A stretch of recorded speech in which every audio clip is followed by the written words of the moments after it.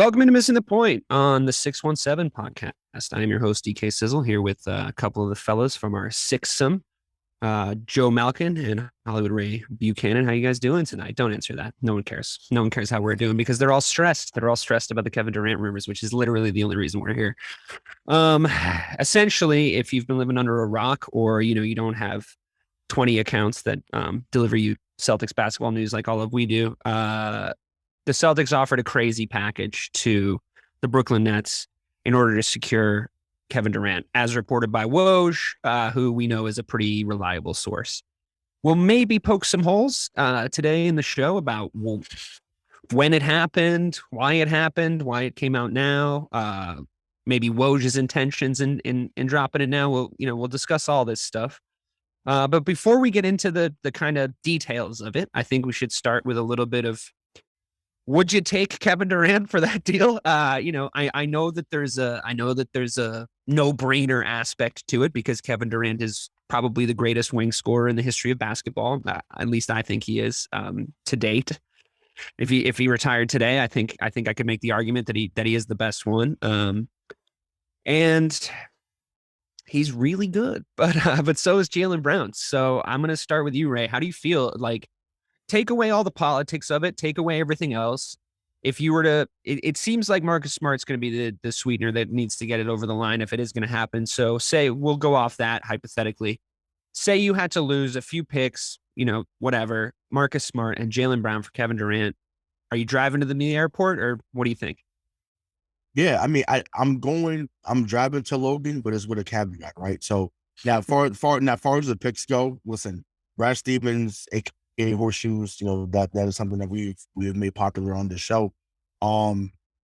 He has shown that he does not care about first round picks, and I'm right there with them. As y'all have heard me say with the Red Sox shows, fuck them picks. It's about getting a chance to win right now. You do what you can to do. You do what you can to help the team win right now. That being said, we've talked about this on air, mainly in our Discord chat. If Jaylen Brown has come into the office and said, "Yo, in 2024, I'm not looking to come back for even if it's just one reason, you have to do this deal." It's not even about actually forget about the politics, the way how people feel. In order to get, and once again, this is not you're not getting back Malik Beasley. We joked about that yesterday, me and you, DK. Not trading him to Utah for Malik Beasley. Just Kevin fucking Durant. Like this is not some random NBA player. And we'll see. It's not about disrespecting Malik Beasley because he's a hell of a talent in his own right. But it's like, dude, this is the top 10 player, maybe top 15 of all time. And if he was fully healthy a couple years ago, they might have been going to the finals. So it's just time. Waits for no man. But I just think to me, but if like I said, I'm driving to Logan, but like I said, I just have that caveat there. But I mean, listen, it'd be hard to say no. I know people love Smart and Brown, but something that you at least have to consider, in my opinion. So essentially what you're saying is the circumstances are most likely if the Celtics are offering this deal. Otherwise, they would be in dereliction of duty area. The circumstances are most likely who are you going to have for the next 2 years, not who are you going to have, period. So or do you get Kevin Durant for the next 2 years, or do you have Jaylen Brown for the next 2 years and one gets old or walks and one definitely walks? Then yeah, I think you got to take the better player right now, the win now guy. But I'll throw this over to you, Joe. What do you think it does to the chemistry of the team? I mean, there's examples of Jaylen Brown being the emotional leader in that locker room. There's examples of him playing well when other guys aren't. There's examples of him marking attitude changes in the locker room, leading by example, leading vocally. He was, how much this contributes in a basketball sense, I wonder. I think it might quite a bit, but he was very vocal during the protests in 2020, which I enjoyed. Like I liked that he had a lot to say. It made me proud that he was on the team because he seemed educated on the topic. And I just, he hasn't done anything to me personally to make me not love him, from off the court to on the court. Like I can't say a bad word about Jaylen Brown. When we were talking about which one we'd like, which was an extensive conversation piece, if we had to pick one between JT and JB, I probably would pick JB, to be honest with you, just because of the mentality. But there's arguments to be made there. It's not the one we're having today. So, Joe, what do you think it does do to the chemistry to pluck Jaylen Brown and it looks like Marcus Smart out of this team and then plop KD right back in? I think you kind of alluded to it right there, right? Like Jayson Tatum is the leader on the court. He leads by his play. When he plays well, everyone else plays well around him. But Jaylen Brown brings that mentality to the locker room, to the court, to the sideline, that is kind of unmatched in a lot of ways. We do see that around the league from different guys and different teams, but Kevin Durant is more of a Jayson Tatum than he is a Jaylen Brown, right? He's going to go out and he's going to play on the court, and that's always the way he's been. It's just that's his style, and that's okay because some of these guys just aren't meant to be leaders. They're just great players. I think it changes the chemistry big time. I think I've always been on the trade Marcus train, and I'd be more comfortable doing it now with Malcolm Brogdon in the locker room. Mm-hmm. You might have to give up Derek White too, but that doesn't mean you can't go out and find a backup point guard somewhere. I mean, there's got to be someone out there somewhere. Right now, the Celtics seem to be the front runner in the Kevin Durant sweepstakes, especially with Phoenix re-signing DeAndre Ayton. So with that happening out in Phoenix, it really is, what do the Celtics want to give up? And, Jaylen Brown, the more I think about it, when this first came out the other day and we started talking about it, I was like, yeah, you know what? You do it. Because I was in the same mindset as you, Dave, were in the beginning. We kind of flip-flopped yesterday, which was kind of interesting to me, where you were the one questioning it. And I was like, yeah, go get him. Bring in Kevin Durant. I think it was like one of those things, to be honest with you. It's funny you touch on that because for me personally, it's one of those things where it's like you're into the idea of it until it starts to crystallize as a reality. Like we've been talking about Kevin Durant in Boston for years, since before he went to Golden State. And obviously the circumstances were different back then, but my mentality on it has always been like, he's one of the best players in the league. If you can go get him, you go get him. It's a no-brainer. And when it was super hypothetical, that was like really easy for me to say. But something about how it crystallized in like the deal where it was like, this is what you're losing and this is what you're getting, kind of gave me cold feet a little bit, to be perfectly honest with you, because as it stands right now in the NBA, I think the championship is wide open. I think you saw from last season, I don't think anybody put a start of the season bet on Boston and Golden State to see each other in the NBA finals and Golden State to win in 6. It's a wide open league. The Milwaukee Bucks could come in and win another championship, no problem. But the same could be said about the Phoenix Suns if they sort of get that last click. Like there's contenders all over the place. And on the one hand, that makes me think like, okay, like you put Kevin Durant on this already championship level Celtics team, then that gives us the best chance. I think if the odds makers would immediately call us the favorites to win the championship. But like, what does that really mean? And what does it mean for the future? Like, I think the thing that makes me the most sad about the circumstance is, I think you're right, Ray, when you say the only way they're doing this is that Jaylen Brown has told them he wants to go be the guy somewhere, and, I just, that's such a bummer if that's the case, because I just love the guy, I love the guy and I love the team as we're currently constituted. And to go from basically one day to be like talking to you guys as we're wont to do in the group chat, going like, I fucking love our team on paper right now. Like we're so deep at every position. Maybe we could use another big, but like, man, we can make a real run at being number one in the East right now. Like no question about it. Yeah. And then to turn around and say like, oh, maybe you go get Kevin Durant. I know what the Celtics are going to look like for better or for worse this next coming season, the way they're currently constituted. I don't know what they look like if Kevin Durant falls in. So can you speak to that, Ray? Like, it is the redundancy with him and Jayson Tatum. Whose team is it going to be? I feel like it could do more harm than good. There's a possibility. The beauty of it, I think Joe was alluding to it. I think Joe just made the point about him being more like Tatum. Well, I guess mentality-wise, right? They just both just want to hoop. Durant's probably the most unselfish superstar this league has seen in a while. He has no problem deferring to LeBron James. You gotta go. No, LeBron's about LeBron wants to be the reason why the team wins. That's not how KD is. Sure. That's what I mean. I mean, from a playmaker, yeah, of course, LeBron is, it's him and then everyone else. Yeah. But that's why KD was able to go into Golden State. Right. Exactly. So I feel like, and he has respect for Tatum, right? He would definitely come in here and say, this is JT's team. He would not come in saying, I'm the guy, give me the ball. And I don't think he would bully Ime Udoka the way that he bullies Steve Nash. So, and that's just what it is. So, just from that standpoint alone, and once again, Kevin Durant showed that he passed well out the double team in that series. They just didn't have enough talent to end up beating us in the end. But he passed out the double team. He knows when to shoot it. Like I said, he just had a bad shooting series. So that's what's etched in the back of people's minds. But I'm like, we were just praising this man on this show. We did it last year when the man had 49, 17, 10 against that Milwaukee team. They ended up winning the finals. When this dude is on, you can't fuck with him. Like it's that simple. And once again, I love Joe, but I think, and I wanted to, once again, I've been big on giving Joe his flowers when we talk about basketball lately, because I know Joe tries real hard to get his shit in with basketball, and I love the fact that he continues to push with that. I think Joe made a point yesterday. It's not a what's the word I'm looking for?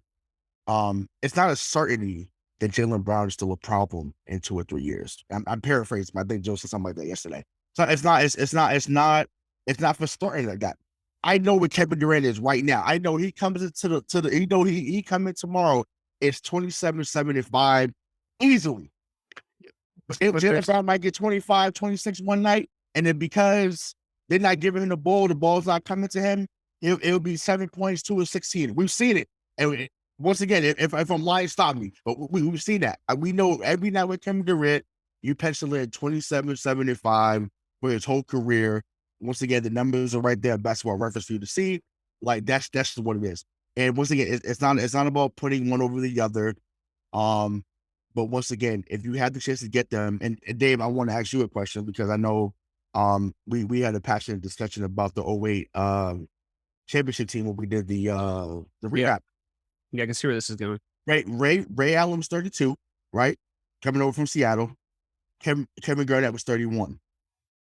We didn't think about it as much. We probably didn't watch the media, but you can guarantee it was folks. Well, man, well, KD's 31, Ray's 32. Why are you trying to bring these guys over? Are you for real? Guys in the top 10, top 15 in this league, you go get them. It doesn't matter what you have to give up for them. You don't give up the whole team of it. They wasn't going to trade Pierce for them. But yeah, I just don't know. I don't know if we gave up. Because Kevin Durant's in that. He's in that category. This is not something. This is not. We're not trading for Terrence Ross. As much as I want him on the team, I vouch to be a Terrence Ross guy. You are going to will that into existence. I am. I said he's a buyout guy. I'm manifesting that he comes there come February. I'm not going to let that go until it happens. But I just think, to me, Kevin Durant's in that mold of what we saw happen in 2007, 2008, when guys are just ready to win. Guys are ready to say, "Get on my back. I got this." And I think Mike said it yesterday too. This could be a reality 2.0 thing. Like, Jaylen Brown's been in trade rumors since he's been here, right? So at some point you're human. You're like, all right, cool. Y'all don't want me here? Fuck it. I don't want to be here either. Let me go.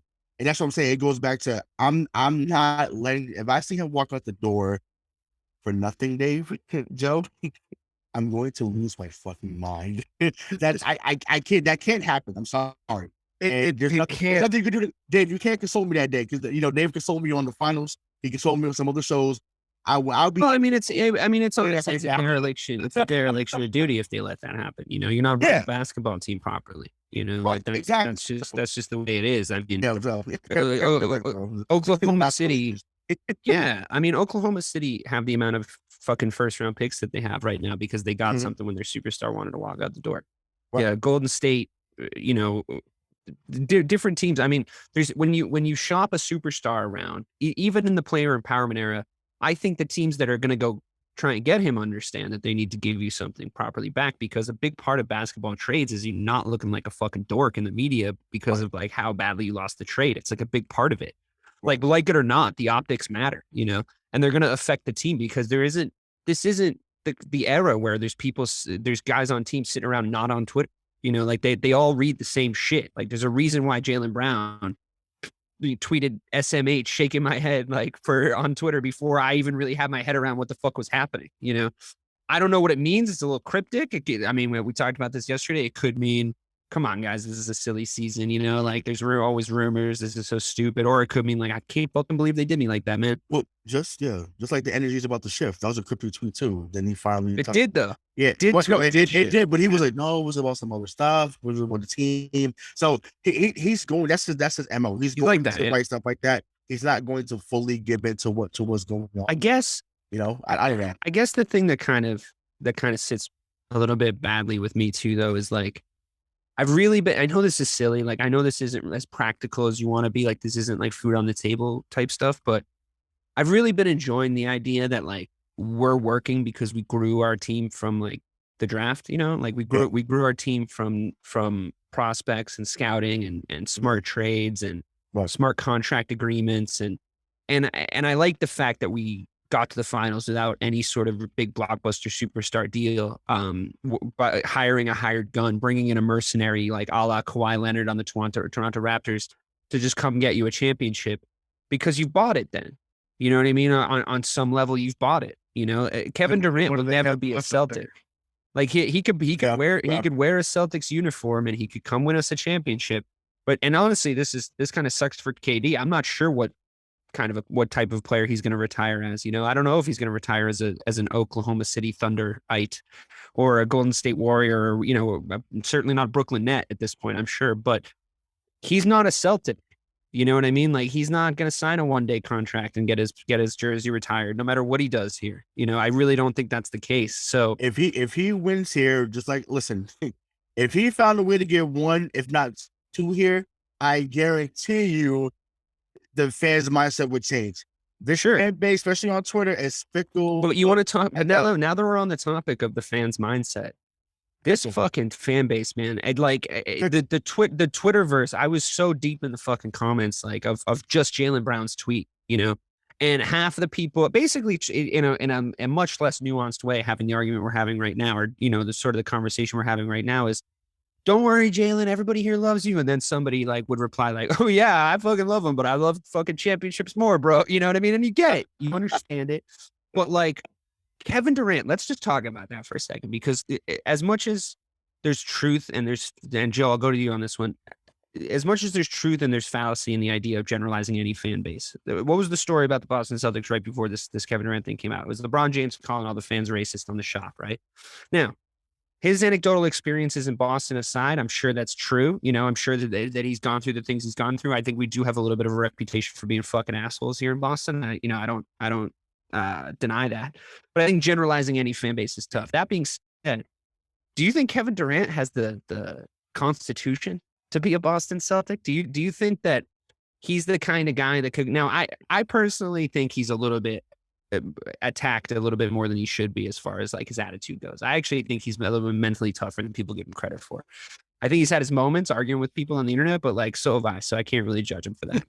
I think. Now, Joe, I don't know. You were shaking your head. So do you think that he can come here? And I like what I'm saying with the whole, like, does he retire a Celtic thing? Does he have the mentality? Does he fit in? Does he fit in here in Boston? Is he a Celtic as a type of player? Or, because you talk about the 08 team. Kevin Garnett is coming in and being Kevin Garnett wherever the fuck he goes. Yeah. You know what I mean? Like he's coming in and he's being KG and there's nothing you can do about that. Hopefully you can make it work. I mean, does it work? If Kevin Durant comes in here and then like, Brooklyn Nets fans are one thing when you come in for a couple of years, you rehab your injury on their dime and then you fuck off. Celtics fans are a whole different kettle of fish if you try and pull some bullshit like that. Like, I'm surprised Kyrie ever makes it out of Boston half the time. So like, you tell me, Joe, like, do you think it's going to work? If KD comes here? We've had too many of those guys in Boston lately, and they've all gotten out alive. The Kyries, I mean, everybody here doesn't like Kyrie, but Kyrie made it out. I don't think it's fair to compare Kyrie and KD, just for the record, as far as I was going to say Kyrie, Hayward, and who was the other point guard we just had that had the knee injury? Oh, Kemba Walker. They all got out of here alive. So I want to point out it's a little different. I want to point out that KD sat at a podium with one Kyrie Irving 2 years ago, and Kyrie mentioned that Boston was racist, and Kevin Durant didn't disagree with him. He kind of followed suit. They both snickered like little kids on a playground about that comment and about the city of Boston. And I think that says something. I think KD has learned in the public eye, maybe not on Twitter, but I think you're right that he is more mentally tough because he does watch what he says and he doesn't send out cryptic tweets. He does battle people on Twitter, but his cryptic tweet game isn't very strong. And he's at the post. You don't even know who's him and who isn't. Yeah, right. Exactly. Right. He could be arguing with himself. Him and Skip Bayless with their burner accounts. But when he was sitting there, it's not like he said anything. But a lot of people say no action, it speaks 1,000 words. Like that's your action, right? It's as much of an action as if you actually do something. So I think he has his thoughts on Boston. And to what you guys kind of just said at length, and to kind of wrap that up, that part of it up, I don't think there's any guarantee that JB is a superstar in 3 years, and there's no guarantee that KD comes in here and wins a championship. So, this is the big thing, right? Like, we could get KD and then get nothing. You see it, like, and I know that one way or the other, Dave, you gotta go one way or the other. You either gotta keep Jaylen here and roll with that style and roll with that system, or you got to bring in KD and go all in for 2 years.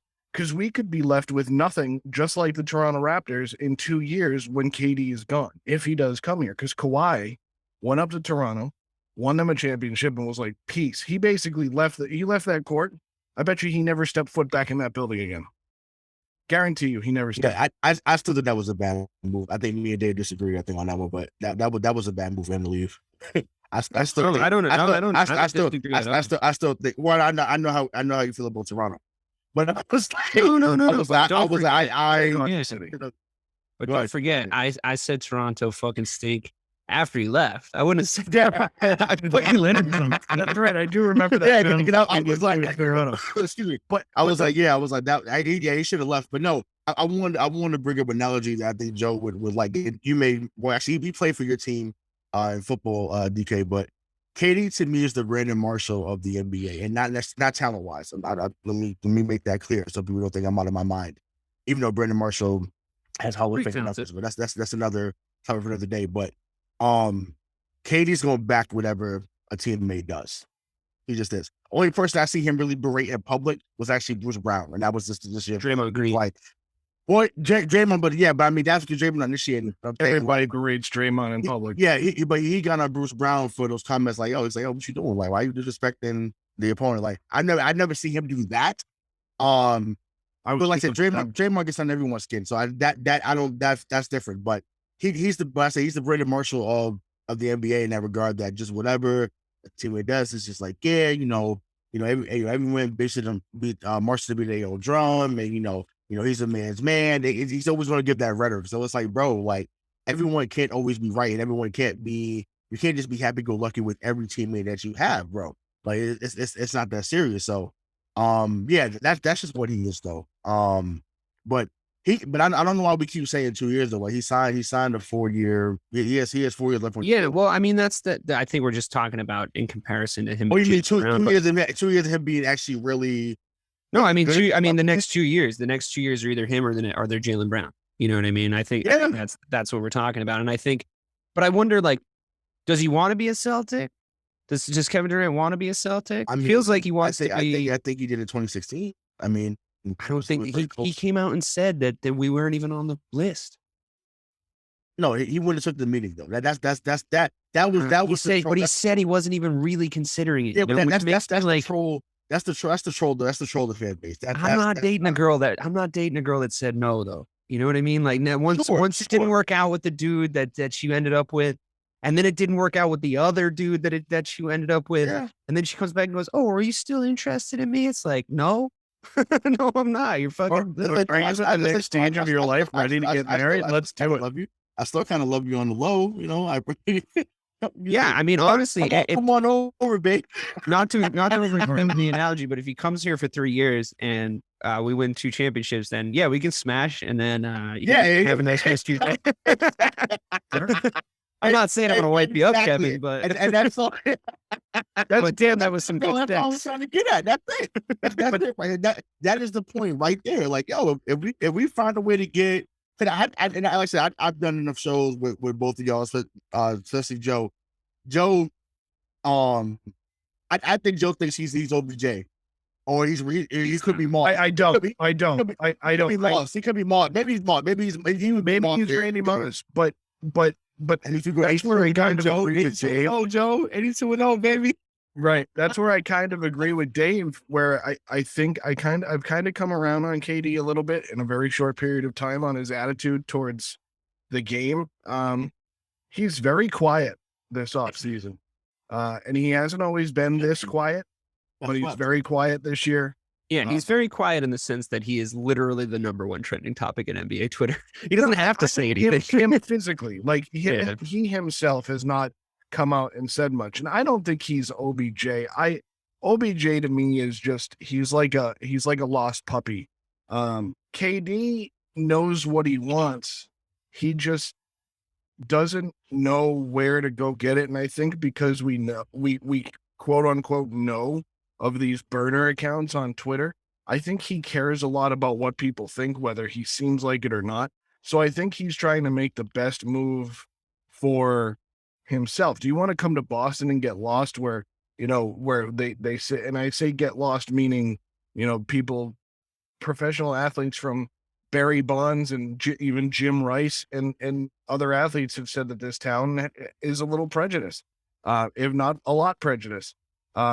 To also, free agents historically don't sign here. So why would he come up here, get traded here? I understand he'd get traded here, and then be searching for another contract. I mean, he might be one of these guys that if he gets severed, maybe he wants to sign and trade and he wants to go down to a 1 or 2 year deal. I just think there's so many moving parts to this deal, to this rumor, even not even to the deal, that you have to tread lightly if you're Brad Stevens. You have to. And one thing, it's funny you say that because it made me think of something that we actually kind of do know about KD is that, if he's done these burner accounts, if he's done this, if he's done that, whatever, like say that's all a wash. You at least know that he cares what people think.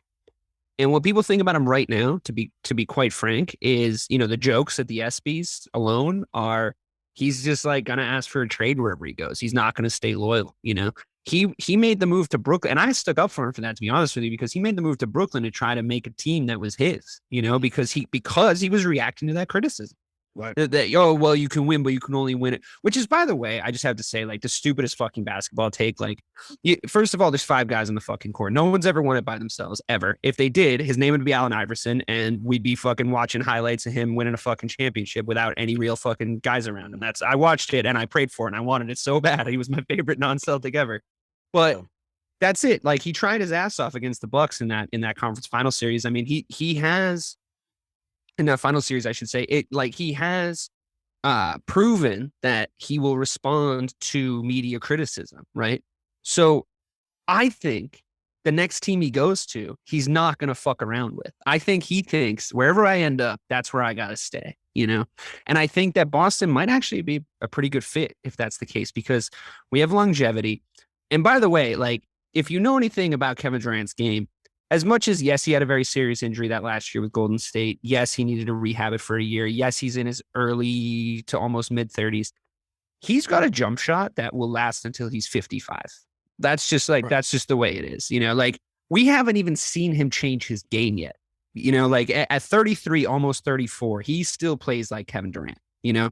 Did Jayson Tatum defend him extremely well? Yes. Did he then have absolutely no energy for the rest of the playoffs? Also, yes, right? Did Kevin Durant have guys around him that weren't really performing up to their standards? Yes. Was there obviously serious chemistry issues in Brooklyn that maybe weren't KD's fault? Yes. Actually, now as I talk, I'm now realizing, of course we need Kevin Durant, boss. He's a fucking baller. He's an absolute savage. He can make his own shot wherever he is on the court. He has like 9 spots. Yep, keep going. That's drive. He can do everything. Listen, here's the... Yeah. I love it. I'm just scared. I'm just fucking scared because I like what we have. I like what we have. I'm just scared. Changes. Don't want him to hurt me again. Dave, okay. remember when you were born on a small island nation in Europe and then you emigrated to a large city in the center of America, and you've been all over the place. You know change. So let's just have change. Like, change is fine. My wife would kill me if she heard me saying this because I hate change. Change is okay, Dave. I'm going to talk. I know, but you're right. You're right, because right now you have the kids. You still have the kids. Marcus Smart is still a kid. He's on the right side of 30. He is paired up. See, what you're saying, and it's true. What you're saying, and it's true. It changes. It actually does solidify and concretely change the expectations of this team. Right. It really does. If we get rid of those guys, you're right, because you figure it out. Like, whatever. Okay, we got rid of Marcus Smart. Fuck it. You can have Derek White too. I don't think that's the deal, but like, fuck it, whatever. You're right. You figure it out. You go find a point guard. You hope Malcolm Brogdon can stay healthy. You go find a guy to back him up. You have KD and Jayson Tatum on the same team. You fucking figure it out, right? I get that. The thing is like, you have to win. But now it's like, it's not just us anymore. It's not just us sitting on this podcast going, but when Jaylen Brown first came in and then he's developed his game, we become more of a national focus than we've ever been as a basketball team in our whole lifetimes. We become the KD show. Whether or not he comes in and says, fuck it, it's Jayson Tatum's team, and like, I'm just going to defer to him, whatever. Everybody on ESPN is going, is it going to work out for Kevin Durant this time? Now, maybe we have the mentality to see that off. Like, maybe we do. And will it help our podcast? Exponentially. It'll help our podcast. Like, just not to like show you all behind the curtain, but I guarantee you it will help us. I just get scared. I don't want to. I like what we have. We were plucky underdogs going into that finals. We were plucky fucking underdogs. Nobody expected us to be there. Kevin Durant's on our team. That's a different story, man. Even if we do win, it's tempered. It's tempered with, dude, like, did it really even count? It's all this other bullshit that you get with him, Right now. Mm-hmm. If you, it's a lose-lose situation. We were just not for us necessarily as podcasters or as fans of the Celtics. It's a lose-lose for the Celtics from the average fan, because everybody has differing opinions right now on this. It's very split. But no matter what Brad does, if he makes this trade and gets Kevin Durant in here and they don't win in the 22-23 season, he's going to get ripped apart. But if he doesn't make the trade, he's going to get ripped apart unless they win. It's a lose-lose unless you win-win. Because of the names that you're talking about. Because putting all of our eggs in the Kevin Durant basket if we do this, like, whether you like it or not, right? Right. But if you don't, now you're putting all your eggs in the basket of you're standing pat. It's what we've heard from these GMs in the past, right? You're standing pat with a team that just was in the NBA Finals. And then got better. They also got better. But they got to win. I know they got better, but they still got to win. Whether you get KD or not, you got to win. It's a lose-lose for Brad Stevens. That's the point that he's at. So you mentioned in the intro to this whole thing, and I'll kind of lead us towards that, talking about the timing of this trade and when it may have actually been perpetrated, I guess is the word I can use.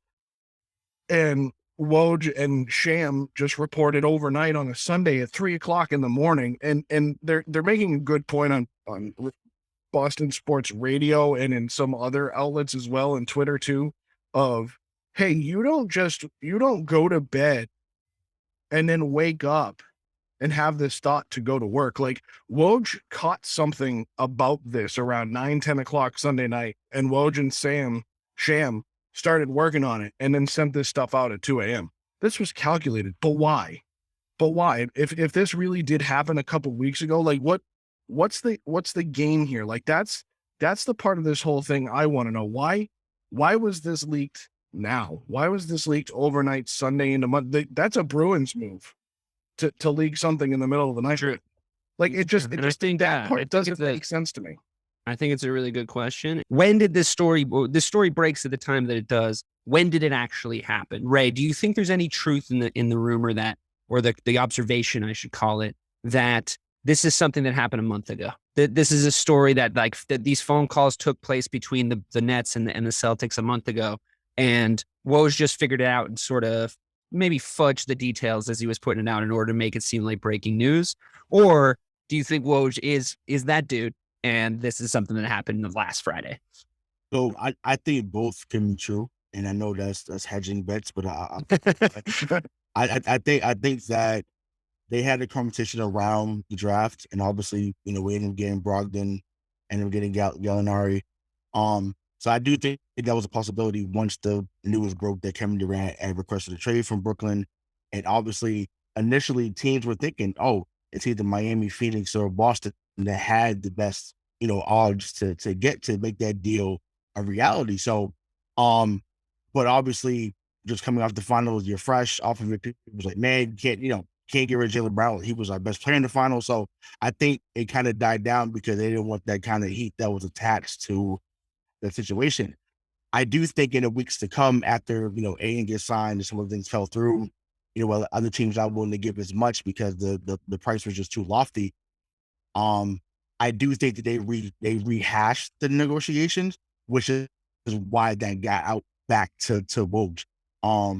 It's amazing. And I mean, shout out to Nick Gelso who worked for CNS. Like he's been on the national media people's head. So he went at Shams. He went at Woj. He went at Keith Smith. He was just going to everyone like, where are the sources? Like, why are you guys just dropping stuff out of there? And clearly he's definitely speaking as a fan more so than the media. Well, like us, he wants to know how to react to this shit. You know what I mean? He wants to know how to feel about it. I get it. Sure. He also wants to have more Celtics content. I get it. I'm with you, Nick. So do we. But it's at the same time, this is Woj and Shams. This is not. Yeah. This is not ball stack sports, and let's not get crazy. But I do think that they had those initial conversations, and then because of how some other things have unfolded, I think that they have rehashed it. And then now it's like, okay, well, let's kind of retread this conversation. Let's see what can actually happen. And if we can make a deal. There's more, but I know Joe has to go, but I have some others to go on there, but I'll let Joe go now. Oh, no, you were fine. I think you're spot on. Because, after it came out Sunday morning, there was a lot of people in the national media around 9-10 a.m. Eastern, who started coming out and saying, oh, no, this happened weeks ago. And it's like, all right, yeah, maybe it did. But why didn't we hear about it then? It's like so many questions of why didn't we hear about it then? Why are we hearing about it now? Why are these details coming out on a Sunday night? And, another good point to make is Woj isn't a West Coast guy. It's not like Dave where, it's 3 a.m. here and it's only midnight there. Like he's in New York. He's in Jersey. Like it was 3 a.m. when he sent that tweet. So yeah, there was something going on over the weekend that triggered this to happen. Somebody wanted. But you also have to remember I know that you disagree with me about this in the chat, Ray, but Woj is, I'm not saying that he's ever really been like wrong, but like he's been scooped a couple times recently, There's other guys coming out, the wind horses of the world, for example, who I like a lot actually. But there's guys coming out that, maybe his supremacy, his reign is getting a little bit attacked, and he's feeling like I got to scoop it a little quicker. I got to put it out a little bit quicker than I'm used to. Maybe I didn't do that one last check, or maybe I didn't include that one last detail. Right. Where there's it's kind of a no harm, no foul situation because. Why not, right? I mean, it's not true. If it happened a month ago, it's not true. It's just, it happened a month ago. And maybe he just confirmed the details and like whatever. And he knew what would happen when he dropped that whoosh bomb. A, it's about Kevin Durant. B, it's about the Boston Celtics that were just in the NBA finals. Like this is obviously big news. But it only benefits the Nets and to a certain lesser extent, KD. If that's the case, it doesn't benefit the Celtics at all. All this does is fuck up our nice little chemistry situation we had going on when we were just, the last show we did, we were talking about a Brogdon and Gallinari press conference, and it was really nice. And we were one big happy family, Right. But but in the same breath, that if that's what it takes to break up what's about to happen, that's also a problem. Sure. Learn to block out the noise. You Sure. just in the finals. So once again, yes. But where's Brad? Where's Brad going? That's bullshit. Where's what? Where's Brad going? That's bullshit. Well, Brad doesn't swear. Yeah. Okay, but that's false. I'm sure Brad has had that conversation behind the scenes. Like, we've clearly seen Brad just not overreact. He didn't overreact as a coach. He's not going to overreact as a front office person. So I'm fine with him not saying nothing at this time, because I'm pretty sure those conversations we've had, but behind the scenes. But yeah, I think Sean Marks, who's in their front office, is super type of coach. Like, I'm talking like homies. So I'm pretty sure there is, and that's something we didn't touch on. I think there's also something in line with that. And I kind of saw that floating around Twitter as well, that's what happened today, because they're cool. That maybe Sean Marks said something to him in confidence. Like out of pocket, you mean? Like, not even out of pocket, but just somebody said something in confidence, like, oh, like, this is what we're working on. And that's some tea. Yeah, I mean, I think that's what could have happened. And next thing he's reporting it, like I said, 2 or 3 a.m., for public consumption, knowing that people are still going to be up, people are going to retreat, people are going to be like, yo, what's this? I woke up to it, Right. No, but when he broke the Kawhi Leonard news a few years ago, like, that was like at 3 a.m. I remember falling asleep, but next thing you know, I was like, oh, like, he's going to be a Clipper. Like, wow, like, okay. But that's crazy. So that's he does that from time to time. The man that literally does not sleep. Like, it's insane. But yeah, I do think that there's a lot of different nuances that we still don't even know about when it comes to these conversations. And I mean, listen, I know we spent 30 to 40 minutes talking about if it could happen, how it could happen, why it could happen, should it happen. My gut is telling me that it doesn't happen still. I don't think it does. Yeah. I just think, once again, we thank you for the content. We thank you for the conversation, but it's just like, I don't think that's going to happen. What I do want to bring up, if I can, even though I know I'm not leading this, but how dare you? No. Yeah, I know. I'm terrible. I'm terrible. But rock with me for a second. So obviously we know that the trade exception for 17.1 expired. They still have 2 much trade exceptions, or that much smaller for 5.9, I think, and 5.4, something like that. But they expire February 10th of next year, or this season, but in 2023. Right. So basically you have until the trade. Do y'all think they should use it in this offseason, or should they wait as they get closer to the deadline to find somebody that it's on an expiring deal that can be a backup, or could be another piece that can help them win next year? So it's a boring answer, to be honest with you. It is a boring answer, but I think that those trade exceptions, if they're anything, are pieces in a larger deal. Pieces in a I don't know, like picks plus TPE plus Grant Williams for someone, you know what I mean? Like something along those lines. I don't know what you can. Maybe you tell me, a lot more about the intricacies of these type of deals. I don't know what kind of size of a player you can add. It's funny, $6 million. Well, there was a guy that they had traded for last season that I thought they was going to keep, but he would fit under this if this was the case. Like, say if they did get rid of the guard, that the Smart is gone, Derek White's gone, bringing back someone like a Chris Dunn. Once again, I know that's only sexy appear because I have to admit this on air so that people, once again, when we put this out there, if you want to get on me about this, I welcome all comers.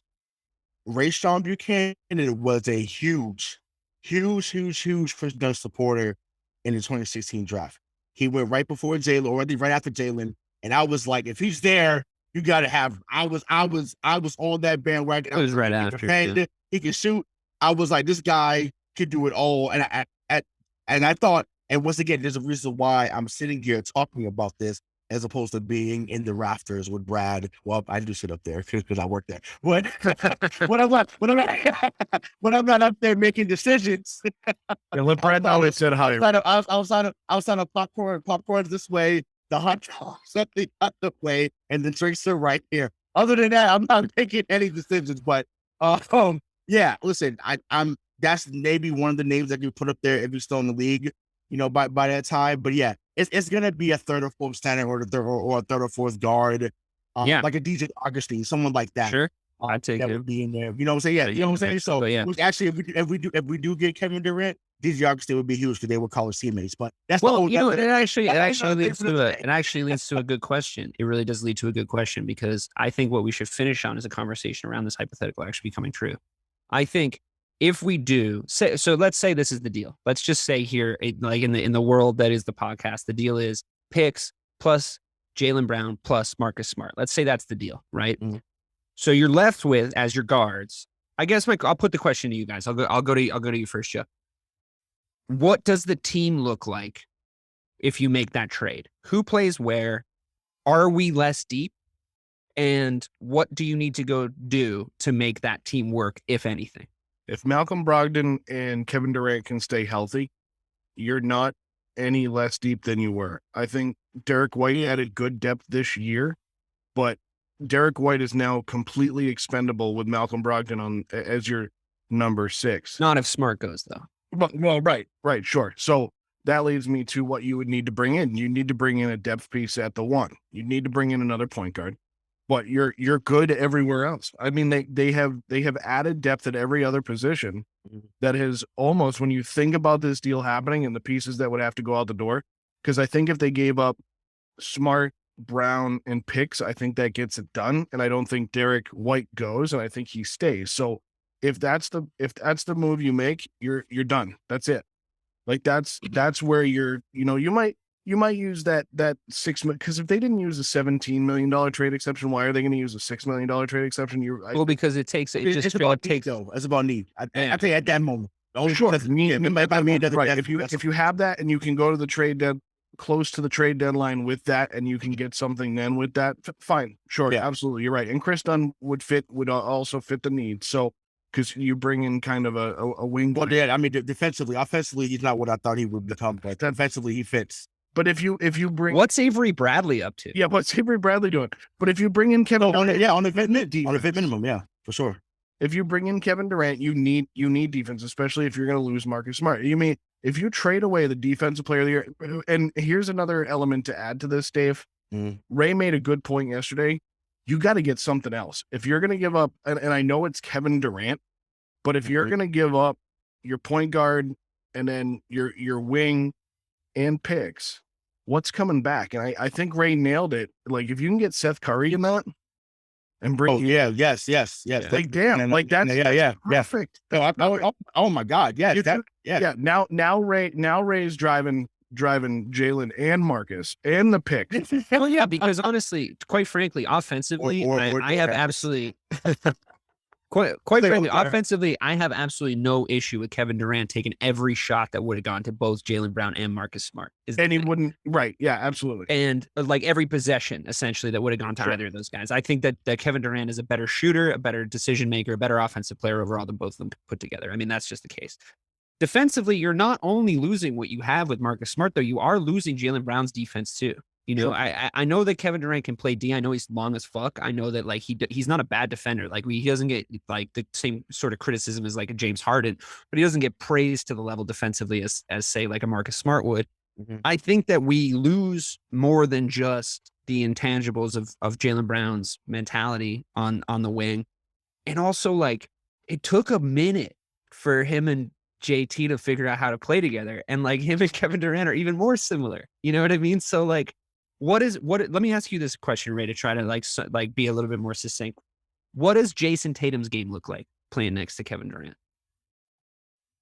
I actually think his offense would grow even more. His playmaking will grow even more. He's going to get more opportunities because they're going to still look to double KD. Jaylen Brown wasn't always getting doubled. Right. JT was getting doubled. JT was getting doubled at the end of the playoffs last season. Almost every play. Right, but we forget that because we were so mad with JT's performance. And I'm like, he's getting double, triple team at times. And once again, give credit to Wiggins, give credit to Poole, give credit to those guys on Great State. But Jaylen Brown, for the most part, was handling one-on-one. And yes, when he's able to go at someone one-on-one, yes, because he's super athletic, he's going to win that battle. Well, you can also wait him out, right? 8 out of 10 times, right? You can wait him out. You can say like, you know what, leave his one-on-one defender on him. Yeah, he's gonna dry up. You do that with either Kevin Durant or Jayson Tatum if they're hot. You're going to sleep early. Right, the game's over. You're sitting down. Exactly, and that's the thing. It's about to me. And we had a conversation about being clutch. I think on the show. Many a conversation. Yeah, I'm saying, but the specific point that I'm about to bring up. We talked about clutch is not just hitting a free throw or getting a shot when you're up 3 or up 4. Like when you're down 4 or 5 because the team is making a run and they're going crazy, and you hit a 3 to bring it back to 2, and then you come back, get a rebound, come up, pull up, hit a 3, and now you're up 1. Like those are equally as clutch because it's like, man, we're down, we're reeling. We need someone that can just make a bucket. That's the kind of clutch we didn't have. And that's what he did that against us in the playoffs. He did that this year against us in the playoffs. And in that game, they won. We just had more, yeah. Right. We ended up having more. But that's what they did in that game because we were like, oh, we got this. And then they were within 5 or 6, and came back and they won that game on there. And that was Durant's the 49-pointer, I think it was. Yeah. That was that game we were all kind of watching together. And that's what you're bringing in if you bring in Kevin Durant. And you're absolutely right when you guys say, like, it doesn't matter what, Ray, you said what age you are. You bring that guy in if it's gonna get you. You know, I don't think he's too old or anything. Well, no, it's just that Jaylen Brown is significantly younger. But you look at the makeup of that team when they won in 2008, and you look at what they brought in. I mean, they brought in age. Paul Pierce wasn't a young buck anymore. Allen, Garnett, they weren't kids anymore. They were in their 30s. That's, that is on the back end of your career. So, I mean, if you're going to do it and you're going to get a couple championships out of it, yeah, let's go do it. If it keeps Jayson Tatum here, and you can still grow. If you can, this is looking way into the future, but let's look 5 years down the road when Kevin Durant's very likely not here anymore, but Jayson going to die? Will be. No, like I'm just in Boston. just in Boston. I'm still going along with your if this trade happens. If in 5 years this team is in a place where they're still contending without Durant, then I'm fine with doing this trade. But in 3 years, if Kevin Durant's left the Boston Celtics with 2 championships to his name here, it doesn't matter. You have a Kobe Bryant with Shaq. I need a stat. I need a statue next to Bobby Orr. That's the. Sure, fuck it. I'll handcraft it. But I'm like, I need that next to banners. Shout out to banners, great wings, great press. Yeah, but I think they're awesome. I think what we've sort of decided though is that if KD does come and get you 2 chips, I think what you have then is you have a situation with an older, more established superstar in Jayson Tatum who's learned from a guy with a very similar game to him how to play even better, and he's in a situation where he can maybe do it with like less serious pieces, or we're still kind of in good shape because we have JT. Tatum's offensively. This is about Jayson Tatum. I know we talk about this is about Tatum. He's the main character. 100%. How many one-on-one matches would he have with Kevin Durant next to him? Like, we got it. We what are we doing? What are we talking about? Like, and once again, I know some of y'all gonna hear this and y'all gonna be upset. That's fine. Thank you for listening this long in the show. We appreciate you. Keep listening. But I'm telling you. Yeah, he's going to get to the basket. Right. Once again, his shot's only going to get better. His playmaking is only going to get better. His defense is only going to get better. And I'm like, he making 8 assists a game playing against the Kevin Durant. I'm just saying. What year is he in? What year is Jayson Tatum in? He's going into year 6 now. He's going into year 6. How many years did it take LeBron James to win a championship? 9. 6 to 7. Oh wait, no, go to the championship 6. 9. I mean, he was in the finals in his first 4. Like, I mean, Michael Jordan 6. Right? Michael Jordan. Jordan won. It took 7. And I'm not comparing Jayson Tatum to Michael Jordan, but what I'm saying, it takes a long time to win. Kevin Durant won the year. If we have Jayson Tatum at 25 years old playing with Kevin Durant, now we're getting all excited here. But think of it this way: if you have Jayson Tatum at 25 years old, play 3, let's call it 3 years, because that's kind of the clock we're looking at, right? Yep. If he plays 3 years with Kevin Durant and gets 1 championship, and Durant leaves, and we sign Tatum to a new contract, then he is Kevin Durant by that point. But he's also only 28 years old. Exactly. He's still got 8 years. Bring somebody else to play with him. Hopefully, knock on wood. Hopefully, he stays all right, and hopefully, the city treats him the way they should. Right. And that's the legacy you're gonna have. Exactly, Dave. You're gonna have a baby KD in JT. Their initials rhyme, so perfect. And you're going to be able to still build, because I don't think, and Ray, you said it yesterday, and I disagreed with you. Like, you're not selling the farm to go get KD. You're selling what you need to, because you have enough pieces. Like Gallinari. Well, I felt 4 players was too much. That's what I'm saying. I thought 4 was too much. Sure, but I think draft picks is fine. I think it gets it done with Brown, Smart. I don't think it's gonna happen. I really don't. I mean, No, my I gut don't. tells No, me- I don't either. But like, it's hypothetical. But I mean, Bring us out of fantasy land, Dave. yeah, no. yeah. On that note, I mean, look, I think four that players is too much though. yeah, you're probably right. You're probably right. I Smart mean, and Brown, you got to feel the team. Smart and Brown and 2 picks. or I mean, they're not going to do this because they just resign him. But I mean, hey, if you want to give us, maybe Nick Claxton in the deal, Oh, Seth Curry. or even Cam. Listen, Cam Thomas is the real deal. Cam Thomas is nice too. I'm glad Rob Williams wasn't a part of the conversation. Yeah, last year he would have though. That's Yeah. Last year he would have been a part of the Yeah. That's smart. You know what I'm We saying? got to see what he looks like, healthy, and what kind of year he can have, because he could be an all-star this year. That's another thing. They're gonna be pulled out because Katie's there. Katie give an up fake. Oh, what? Die, Pete. Like, I'm listen. Once again. Now I need this. Now I need this to happen. Now I need this to happen. I need. That's how I feel. I need to see Rob. But once again, Rob's gonna get off. That's the big three, then, right? Yeah, It's KD, JT, and Rob. That's the big three. It's gonna. I'm telling you, like it's another. That is a sexy another thought. level. That is a sexy thought. That is a another level. wall. I'm sorry. Right there. So what if it doesn't happen? Then we're still fine. We're still good, but I'm just saying, like, we're still good, but it's just like, damn, like this is Kevin Wayne.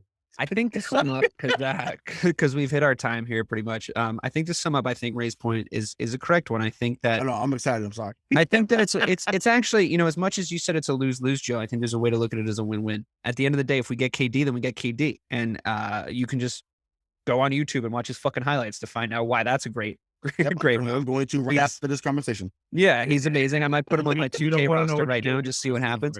If we don't, though, I think Ray's correct. And I think this is the most profound point that came out of tonight was what Ray said about the mentality of the team. If it doesn't happen, you got to ignore the noise. Right. And if you're not able to do that, then they probably weren't going to be a championship team anyway. So that's, whether we weather this storm of media pressure or we get a generational talent in Kevin Durant, a guy that, yeah, he's been in the league a while, but you forget that guys that are 6'10" shouldn't be able to fucking move like that. Right. So maybe you're like, or 6'11", I guess, 6'11 and a quarter, whatever he is. I think that it's a win-win. Either you get Kevin Durant or your mentality shifts even more and you become a little bit. And then just one final point before you close this please. up. And this guy actually played for the Celtics too, but so Dominique Wilkins had the same injury that Kevin Durant had in the early 90s. So gets traded from Atlanta, goes to the Clippers, has the injury, comes back, gets 29 a night. It's basically the greatest dunk competition. And this is in the 90s, right? This is in the 90s. The technology is not as great. So obviously Kevin Durant is better than Dominique Wilkins. Once again, Hall of Famer, great player, but Kevin Durant's better than Dominique Wilkins. It's not a comparison. You know what I'm saying? So, he's going to be fine. Dominique Wilkins was dedicated off athleticism. He still came back and gave people buckets. So Kevin Durant, his game was never ever built off athleticism. So if he comes here once again and doesn't have to be the focal point, I'm telling you, it's like he said last year in the Olympics, it's going to be problems for the Boston Celtics. Well, if he comes here, it's going to be problems for the rest of the NBA. And that's once again not a prediction. Like I said on another show that we did, it's a spoiler, baby. Like I'm telling you. So but I'm excited. I'm about to watch highlights after this is over. Yeah, that could be. I feel like now I was a little unsure. We did this show, and I think if Kevin Durant comes to the Celtics, I think that's a lock. As best there is, best there was, best there ever will be at that point. So, on that, nice. Quickly, just remember, Ray, when you're searching, it's youtube.com. Okay. All right. On that note, this has been Missing the Point on the 617. Thank you so much for listening. Obviously, this is just a fantasy draft here. This is just a hypothetical, but if it does happen, you know where to come to find your instant reactions. And that's the 617 podcast. We are Missing the Point. Thank you so much for listening.